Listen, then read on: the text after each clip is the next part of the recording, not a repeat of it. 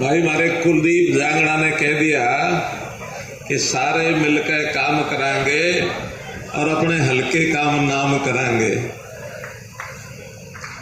ठीक है ना? मेरी बात तो सारी हमारे कलाकार ने पहुंचा दी। अब उसके बाद कोई और बात रहेगी बाकी? क्यों और कोई रहेगी बाकी? तो ये बात ठीक है ना? सारे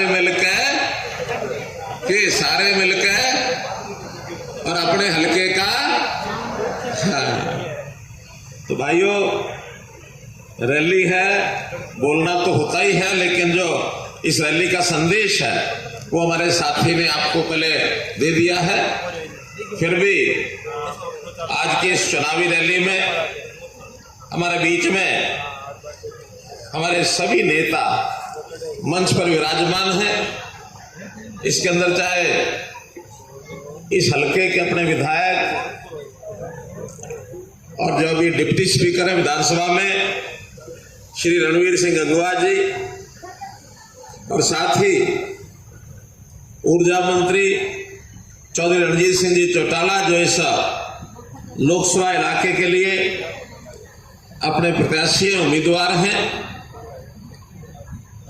कुल मिलाकर जो आज का हेतु है इस रैली का, वो तो लोकसभा का चुनाव ही है। इसलिए आज के हमारे बराती तो सारे हो सकते हैं, लेकिन वो क्या कहते हैं, बनना है दूल्हा। दूल्हा बड़े बड़ी उम्र हो, लेकिन इस शादी के दूल्हा तो यही है।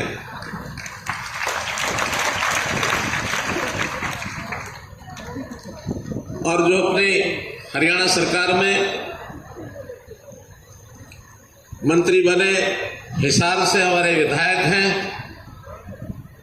श्री डॉक्टर कमल गुप्ता जी, विधायक के हमारे हांसी श्री विनोद भ्याणा जी, ऐसे ही वीर चक्र प्राप्त सेना के अंदर सेवा करते हुए आज अपनी पार्टी का काम कर रहे हैं कैप्टन भूपेंद्र सिंह जी, पार्टी के महामंत्री श्री सुरेंद्र पूनिया जी, पार्टी के जिला अध्यक्ष मैनाशा केदड़ जी, पूर्व सांसद राज्यसभा doctor DP Vats ji, Shri Ravi Saini ji, chairman जिला परिषद श्री सोनू डाटा जी,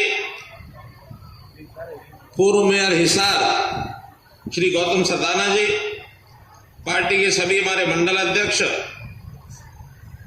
श्री ओम प्रकाश सरपंच Kaimri, Shri Krishna Sarsada ji, retired IAS Shri RS. Verma ji, सभा में उपस्थित हमारे सभी बुजुर्गों, नौजवान साथियों, माताओं बहनों, पत्रकार छायाकार मित्रों, आपको जानकारी है कि मैं कैमरी गांव में आज दूसरी बार आया हूं। मेरी कोशिश रही हमेशा कि जितने भी बड़े बड़े गांव हैं हरियाणा के, उन सब गांव में एक बार तो कम से कम जरूर जाया जाए। मौका मिले तो दूसरी बार भी जाने का अवसर जब मिले तो जरूर छोड़ना नहीं है मुझे। तो ये नलवा हल्का, जहां से आपने श्री रणवीर सिंह गंगवा जी को जिता करके भेजा, बहुत ही हमारे मिलनसार ये नेता है, हर आदमी की संभाल करते हैं, इनकी अपनी पैठ है समाज में, तो हम इनका पूरा उपयोग करते हैं। तो आज इस रैली में इतनी बड़ी संख्या में आप लोग आए, आप यहाँ पधारे, आपका सबका मैं बहुत बहुत अभिनंदन करता हूं। मित्रों, मैं न तो मुख्यमंत्री के नाते आया हूं और न ही पूर्व मुख्यमंत्री के नाते आया हूं। मैं तो कहूंगा मैं आपका अपना मनोहर लाल आ रहा हूं, और इस मनोहर लाल को आप जब भी कभी आधी रात याद करोगे, जो सेवा मुझे पार्टी की ओर से मिलेगी, सरकार की ओर से मिलेगी, नहीं भी मिलेगी तो भी आपकी सेवा के लिए हरियाणा का बेटा होने के नाते हमेशा तैयार रहूंगा। जब भी आप बुलाएंगे मैं आपके बीच में आऊंगा। भाई आज हमारे बहुत वक्ताओं ने पिछले 10 साल की, हमारी 9 साढ़े 9 साल की हरियाणा की और 10 साल की सेंट्रल गवर्नमेंट की उपलब्धियां गिनवाई हैं। मैं उपलब्धियां गिनवाने नहीं आया हूं, उपलब्धियां तो अपने आप जो गिनी गई हैं वो भी हैं, लेकिन एक और प्रकार से आपके सामने विषय रखूंगा। वो है कि हमने पिछले 9.5 साल में हरियाणा में सरकार के काम करने का तौर तरीका बदला है, व्यवस्था परिवर्तन की है। परिवर्तन जीवन का एक नियम है। एक ही ढर्रे पर जब चीजें चलती रहती हैं तो किसी को भी आनंद नहीं आता है, और जब ढर्रा सड़ा गला हो जाए, उसमें कमियां आ जाए, तो उसको बदलना ही हमारा धर्म है। जब हमने 2014 में सरकार बनाई थी तो इस प्रदेश के अंदर एक निराशा का माहौल था, एक भय का वातावरण था। हर यानी व्यक्ति ये सोचता था कि लूट खसोट करके आगे कैसे बढ़ा जा सकता है। बहुत नेता तो इसी की ट्रेनिंग कराते रहते थे, ईमानदारी कोसों दूर होती थी। हमने भाइयों बहनों आकर के कहा नहीं, सिस्टम बदलेंगे। कैसे व्यक्ति को ईमानदार किया जा सकता है, चाहे वो नेता हो, चाहे अफसर हो, चाहे कर्मचारी हो, और चाहे आम जनता का आदमी भी अपने किसी स्वार्थ से कहीं ना कहीं साठगांठ करके भ्रष्टाचार करने में लग जाता है। ये बहुत बड़ी बीमारी थी। कोई भी आदमी काम करने जाता था किसी सरकारी दफ्तर में, 50 रुपए, 100 रुपए, 500 रुपए, 1000 रुपए, 10,000 रुपए, लाख रुपए, 2 लाख रुपए, करोड़ों रुपए तक जैसा काम हो वैसा वो इंजेक्शन लगवाता था। दुनिया दुखी थी। जैसे तैसे काम तो करवाते थे, मजबूरी, हमारा काम होना चाहिए, लेकिन गोज घटवाना एक आम बात थी। एक आदमी इसी इलाके की, मुझे पुरानी घटना याद है, मैं आदमी नेता तो नहीं बताऊंगा, लेकिन अपने इस इलाके का कोई एक आदमी अपने नेता के बाद चंडीगढ़ चला गया कि जो मैंने फर्द बनवानी थी, और पटवारी ने पीछे ले लिए। बोले कितने ले लिए? बोला 100 रुपये ले लिए। और तू कहां से आया है? हिसार जिले से आया हूं। कितना किराया लग गया? अरे जी 100 आने का लग गया और 100 जाने का लगेगा, 2 दिन खराब होंगे। बोला 100 दे के उड़ा काम करा लिया, 200 रुपये क्यों खराब करे? ये नेताओं की सोच हुआ करती थी। मैं नाम तो नहीं बताया, लेकिन इस घटना को किस किस बुजुर्ग ने सुन रखा, जरा हाथ खड़े करो। इतने लोगों ने सुन रखा। बात सच्ची थी कि नहीं है? बोलो सच्ची थी कि नहीं थी? आज किसान कोई फर्द उड़ाने जाता है, किसी का कोई आना लगता है? कोई आना लगता है? जाके अपना किला नंबर बताओ, मालिक का नाम बताओ, बटन दबाओ, फर्द निकल के आ जाएगी। एक फर्द मुफ्त में मिलती है, जिसके ऊपर साइन नहीं होते, कहीं दिखाने लायक होती। एक फर्द होती है अपने बैंक में जमा करानी है, मान्यता प्राप्त होती है, वो साइन करके उसका थोड़ा अलग हिसाब है, शायद उसका 20 से 50 रुपया फीस लगती है, किसी की जेब में पैसा नहीं जाता। बहुत ऐसे काम कर दिया। नौकरियां बिकती थी कि नहीं बिकती थी? अरे हाँ ना तो करो। और उसके रेट बने हुए थे कि चपरासी की इतने में, कलरक की इतने में, एसडीओ की इतने में, इंस्पेक्टर की इतने में, आईएएस की, एचसीएस की इतने में, आईएएस आईपीएस की, एचपीएस की इतने में, लाख से करोड़ तक। या तो हमें बाबू के किले बेचने पड़ते थे, बिकवाते थे, बाबू किला बेच के मैं नौकरी लूंगा, या मां की टूंग बिकवानी पड़ती थी। था कि नहीं मामला? और हमने आने के बाद 9.5 साल में 1,20,000 नौकरी स्टाफ सिलेक्शन की, और 10,000 से ज्यादा नौकरी एचपीएस की, 1.25 लाख से ऊपर नौकरियां दी हैं। एक भी पैसा कल किसी ने लिया हो, एक भी किसी ने लिया हो तो आके बता देना। आज भले मैं मुख्यमंत्री नहीं हूं, लेकिन मेरी टीम, मेरा आज के मुख्यमंत्री, आज के अफसर ऐसे हैं, उनको कह करके और गर्दन में हाथ डाल के पैसा निकाल के ला दूंगा आपको। अब सारे इलाके के लोग बैठे हैं, या खाली कोई कैमरे के तो नहीं बैठे, पूरे इलाके के गांव हैं। लेकिन मुझे कैमरी के ही लोग आके बता गए कि हमारे गांव अकेले में 100 नौकरी लगी है, इन दिनों में 100 नौकरी 46 तो अब लगी है पिछली बार। अच्छा, किसी का जानकार, किसी का रिश्तेदार या कोई खुद बैठा हो जिसकी नौकरी लगी हो, ऐसे जरा एक बार हाथ खड़े कर दो। इतने सारे लोग हैं जो किसी का जानकार रिश्तेदार नौकरी लगा है बिना पैसे। गरीब के सिर पर हाथ रखने का काम ये हमारे प्रधानमंत्री जी ने किया, हमने किया। हर रसोई में हमारी मां बहन की जो आंखों में धुएं के कारण से आंखें खराब हो जाती थी, सांस लेते हुए कैंसर हो जाती थी, उसको दूर करने के लिए गैस का सिलेंडर हर रसोई में पहुंचे। आज से 10 साल पहले पीछे पीछे दौड़ना पड़ता था सिलेंडर लेने के लिए। और 25 साल पहले जाए तो जो मेंबर पार्लियामेंट होते थे, चौधरी रणजीत सिंह जी बता सकते हैं, उनको कूपन मिला करते। ये 25 कूपन की किताब है, 3 महीने में एक किताब मिलेगी। आप अपने इलाके में, लोकसभा में कितना बड़ा इलाका, 25 लोगों के घरों में गैस का कनेक्शन दे सकते हो। एक कोटा बंधा हुआ था। अब चौधरी रणजीत सिंह जी उस समय शायद एक बार मेंबर पार्लियामेंट रहे उस समय, लेकिन जितने मेंबर पार्लियामेंट रहे वो भी कुछ तो अपने वर्कर को दे देते थे और कहीं तो वहां भी गड़बड़ हो जाती थी। तो भाई बहनों, हर घर में रसोई का गैस का कनेक्शन, हर घर में पानी का कनेक्शन, हर घर में लाइट, ये हमारी हरियाणा सरकार और भारत सरकार ने दिया है। जब हमने सत्ता संभाली 120 गांव में 24 घंटे बिजली का क्लेम किया जाता था, मिलती थी कि नहीं मिलती थी पता नहीं।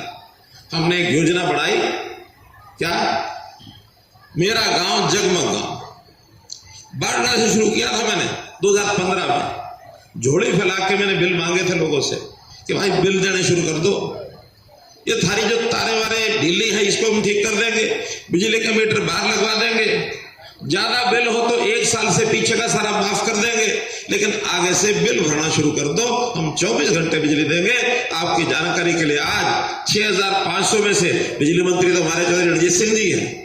ये काम तो इन्हीं के द्वारा 5 सालों में तो उन्होंने कराया, उससे पहले हमने शुरू किया। लेकिन आज 5800 गांव में 24 घंटे बिजली जाती है। कोई गांव ऐसा नहीं है जिसमें नहीं जाती, बल्कि अब तो गांव के लोग कहते हैं कि थोड़ी कम कर दो। क्यों कि सारे बच्चे भी, महिलाएं भी 24 घंटे अपना पंखा चलाते हैं, फ्रिज चलाते हैं, बिजली में सारी चीजें उसी पर काम करते हैं, बिल ज्यादा आता है, मेरी जेब ढीली होती है। अब तो कहते कम कर दो। लेकिन हरियाणा पहला प्रदेश होगा कि जहां सब 6500 गांव में 24 घंटे बिजली मिलेगी, और देश का कोई प्रदेश ऐसा नहीं है जहां इतनी भारी मात्रा में और लोगों को बिजली मिलती है। और उन्होंने बिजली के रेट भी नहीं बढ़ाया। जो रेट आज से 8 साल पहले चल रहे थे वही आज चल रहे हैं। लोक लुभावन नारे तो सब देंगे, कोई कहता है कि हम सस्ती कर देंगे, कोई कहता है कि मुफ्त में दे देंगे। भाई सस्ती करेंगे, मुफ्त में देंगे, बिजली 24 घंटे देंगे कि नहीं, ये तो बताओ। इस पर मुंह नहीं खोलेंगे, इस पर मुंह नहीं खोलेंगे। मानो अगर 10 घंटे 8 घंटे दे दें और कुछ रियायत भी दे दें तो कौन सा पहाड़ तोड़ दिया। आज युग बदला है, हमारे बच्चे, हमारी महिलाएं, हमारी माताएं, हर चीज बिजली के लिए उनको जरूरी है। आज तो अगर किसी के गांव में 24 घंटे बिजली नहीं है ना, रिश्ता करने वाले रिश्ता करने नहीं आते, पहले पूछते थारे गांव में 24 घंटे बिजली है कि नहीं है। बोलो मेरी बात सच्ची है कि नहीं। कुल मिलाकर मित्रों बहुत चीजें हमने की हैं बच्चों की पढ़ाई के लिए, खास करके बेटियों की पढ़ाई के लिए। 20 किलोमीटर पर कॉलेज जरूर होगा।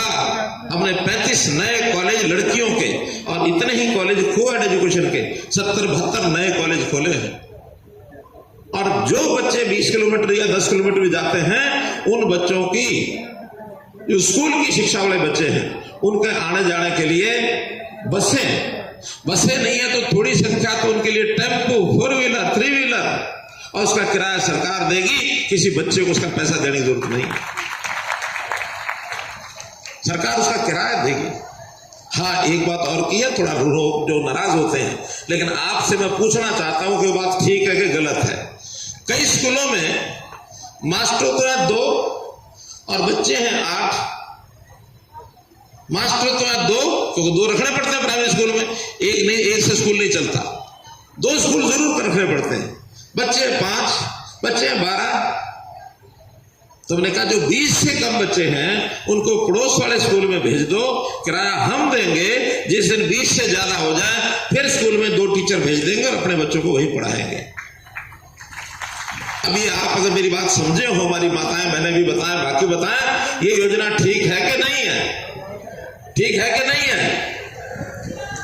अगर किसी गांव में 10 बच्चे हैं और वहां 2 टीचर जा रहे हैं, 2 टीचर आज कुछ भी नहीं तो एक टीचर 40-50 हजार तनख्वाह लेता है, 1 लाख रुपया उसकी महीने की तनख्वाह देते हैं। बच्चे हैं 4, एक बच्चे पर 25,000 रुपये हम खर्च करते हैं। हमने कहा भाई आपको लगता है कि गांव में सरकारी स्कूल नहीं है, प्राइवेट स्कूल में पढ़ाना है, और प्राइवेट स्कूल का 1000 रुपये महीने का फीस लेता। हमने कहा प्राइवेट में पढ़ा लो, हम बच्चों की फीस देंगे।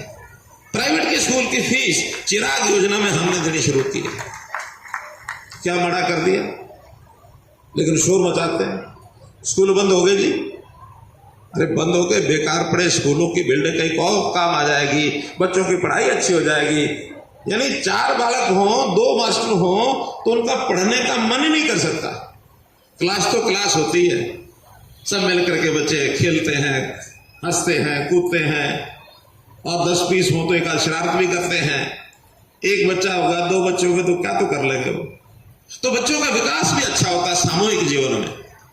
मैं बात को विस्तार से आपको इसलिए बता रहा हूं कि हमने छोटी छोटी चीजों पर ध्यान दिया है और सिस्टम बदले हैं 10 साल में। खेती के लिए, किसानी के लिए कितने ही काम किए हैं।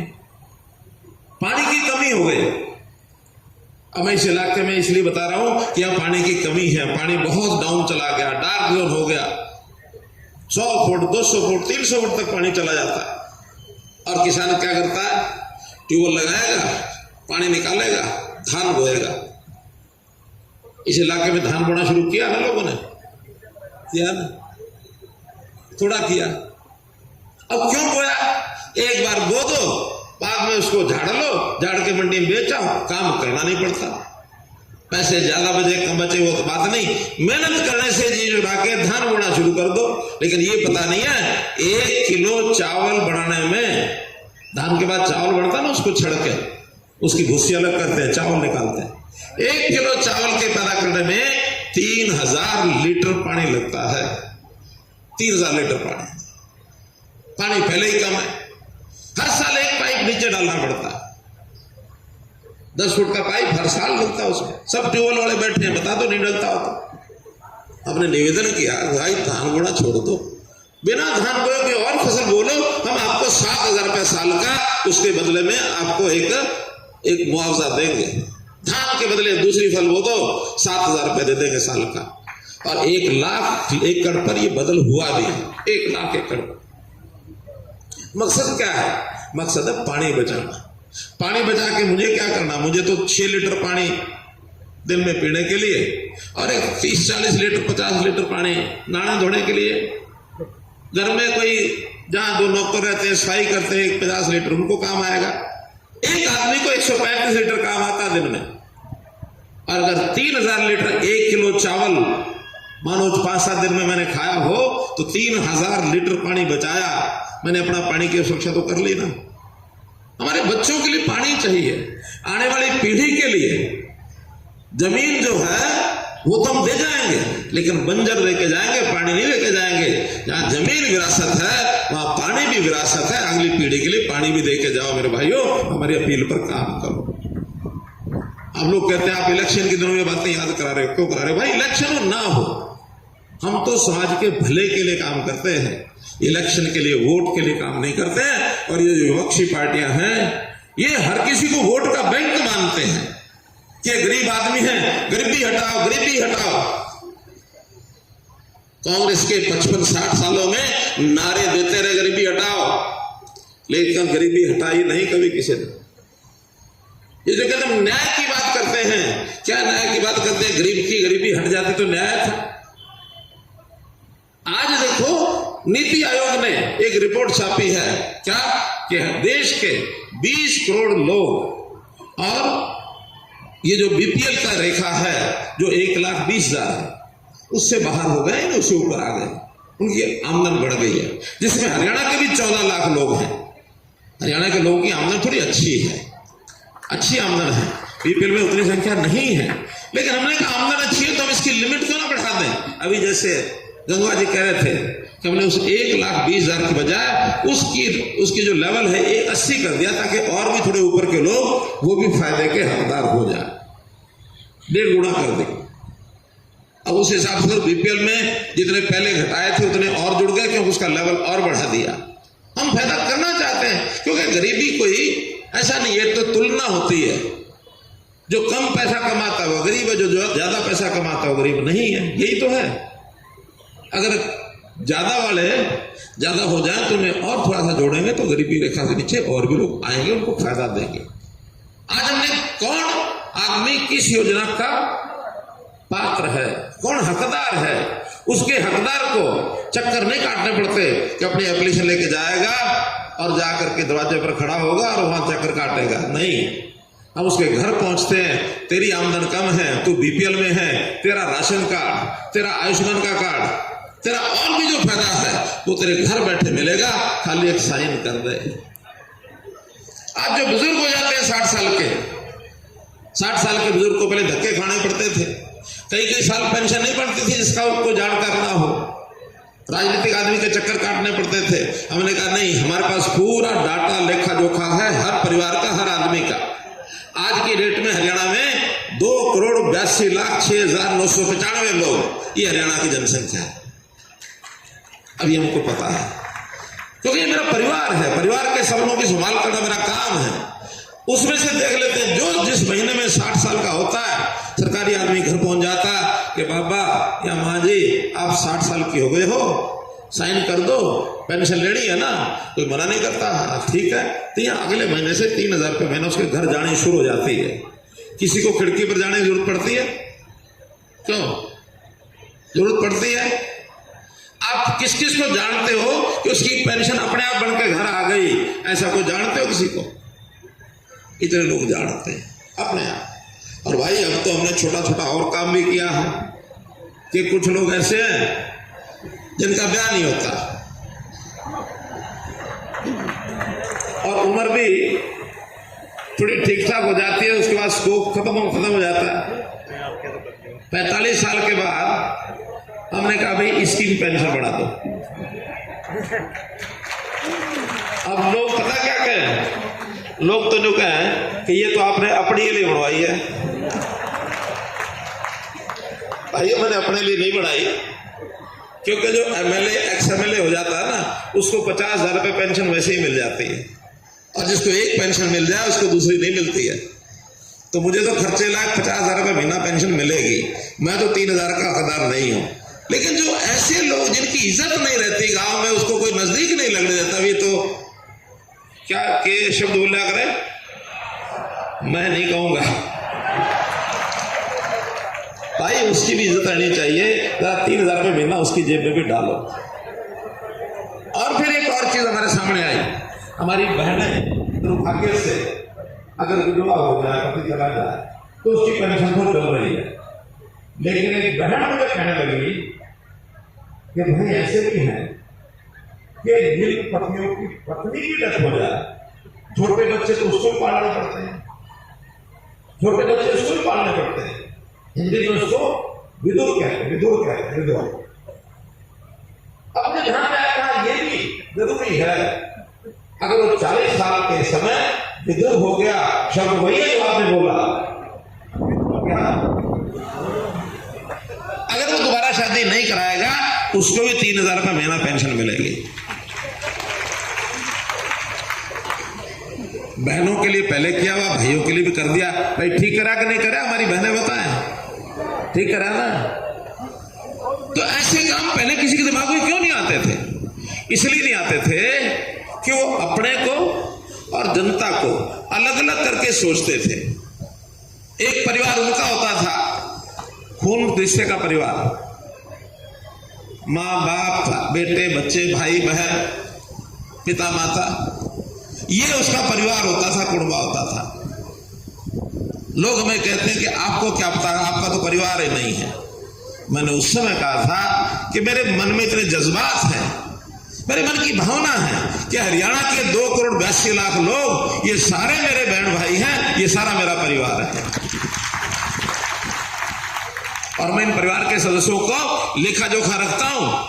जिस दिन जिसकी जन्म की तारीख होती है उसको बधाई भेजता हूं। बोलो, आप में से किसी को बधाई मिली टेलीफोन पर?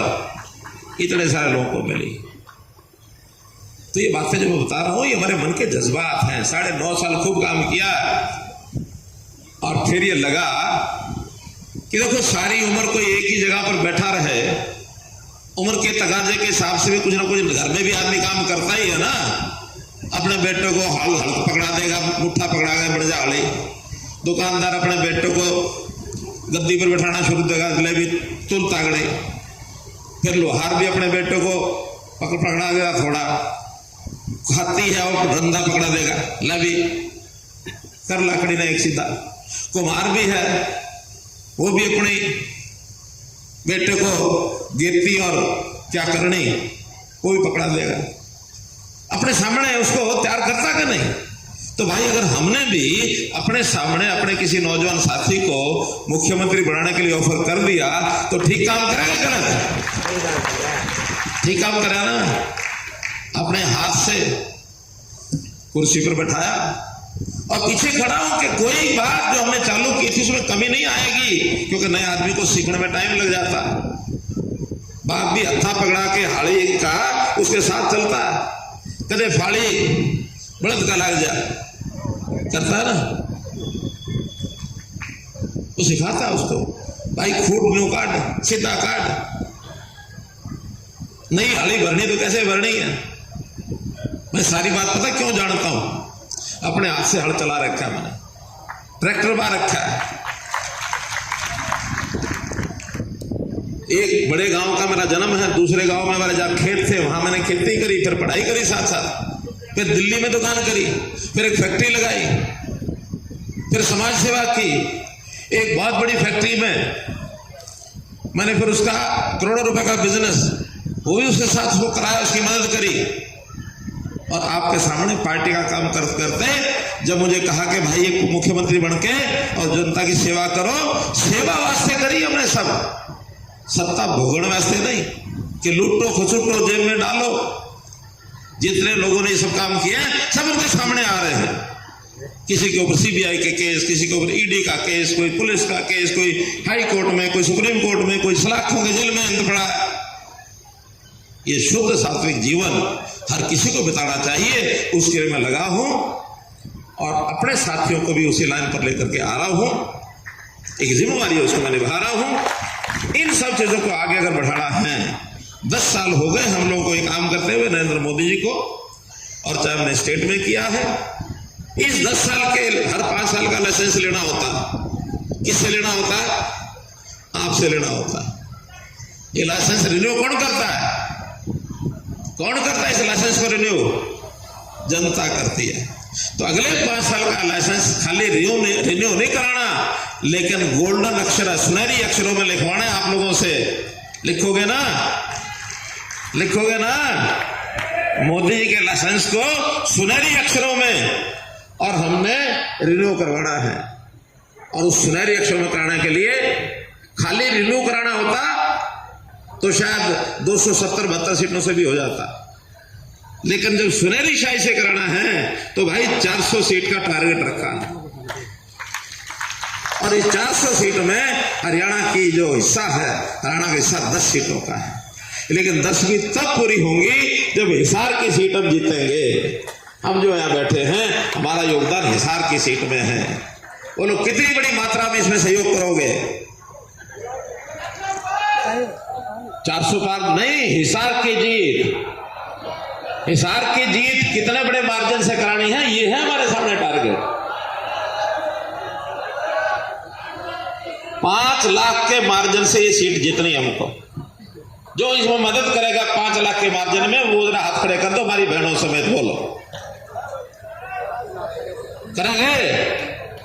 इसके लिए एक एक वोटर को मिलना पड़ेगा, अपने घर में भी मिलना पड़ेगा, पड़ोसी को कहना पड़ेगा, रिश्तेदार को कहना पड़ेगा, पास के पड़ोस के गांव में जहां से यहां कोई नहीं आया उसको जाके कहना पड़ेगा, अपने गांव में भी जो है, यहाँ जो लोग नहीं आए उसको कहना पड़ेगा।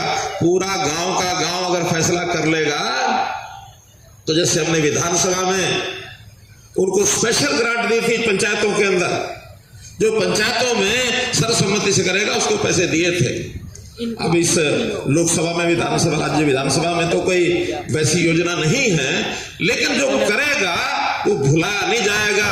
वो जरूर उसको भी जब कभी अवार्ड मिलना होगा तो ऐसे गांव की पहचान करेंगे जो पूरा 100% या 90-95% वोट दे करके भारतीय जनता पार्टी के मार्जिन को बड़ा करेगा। तो मान लो, पहले तो कैमरी गांव के लोग हाथ खड़ा करो कि ठीक है, बहुत बढ़िया। और कौन सा गांव है बड़ा गांव? नलवे के लोग हाथ खड़ा करो कि हम इस मार्जिन को पूरा देंगे, 90% मार्जिन। और कौन सा बड़ा गांव है? गंगवा।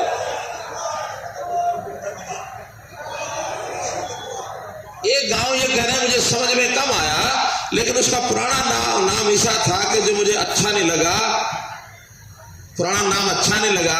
नया गांव नाम बहुत बढ़िया है, और वो मैंने ही रखवाया था वो नाम। उसका नाम क्या है? क्या है? आर्यनगर।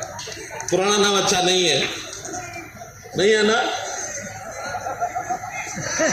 ओह, हमारे एमएलए साहब की ससुराल है वो, इसलिए भी बड़े राजी हो रहे हैं कि गांव का नाम बदल दिया। तो मित्रों, ये बात हंसी मजाक में भी मैं कह रहा हूं, लेकिन बहुत गंभीरता से भी कह रहा हूं कि हर गांव का मार्जिन बढ़ना चाहिए। और विधानसभा हमारी जो नलवा है, इस नलवा विधानसभा में रिकॉर्ड जीत हो, दूसरी विधानसभा के लोग भी प्रेरणा लें, उनको भी लगे कि हमने आगे बढ़ना है। बातें बहुत मेरे पास कहने की हैं, लेकिन मैं अंत में आप लोगों का बहुत बहुत आभार प्रकट करता हूं। और आज दिन बड़ा अच्छा है, अपने पता कि नया साल कल से शुरू हुआ है। हिंदू नववर्ष संवत्सर 2081 कल शुरू हुआ है। आज उसकी दोयम है, दूसरा नवरात्रा है। तो आज इस दूसरे नवरात्र के अवसर पर हम एक संकल्प लें कि भारतीय जनता पार्टी के वोटों की बढ़ोतरी कराएंगे और बड़े मार्जिन से हम अपने प्रत्याशी चौधरी रणजीत सिंह चौटाला जी को बड़ी जीत दिलाएंगे। इस संकल्प को करते हुए आपका मैं बहुत बहुत धन्यवाद, बहुत बहुत आभार व्यक्त करता हूँ। बहुत बहुत धन्यवाद।